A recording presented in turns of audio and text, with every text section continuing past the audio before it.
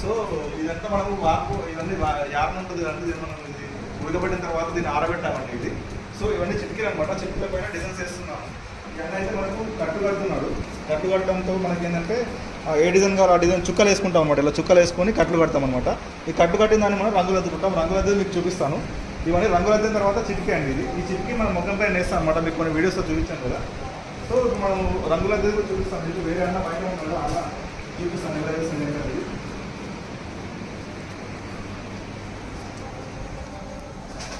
నమస్తే. ఏం నడుస్తుంది పని మరి అందరుకున్నావా? ఎలా కొట్టున్నావా? అది గ్రీనా? ఇది లెమన్ లెమన్లో కాదు ఆరెంజా? ఆరెంజ్ గ్రీనా? Okay okay. బాగా వస్తుంది.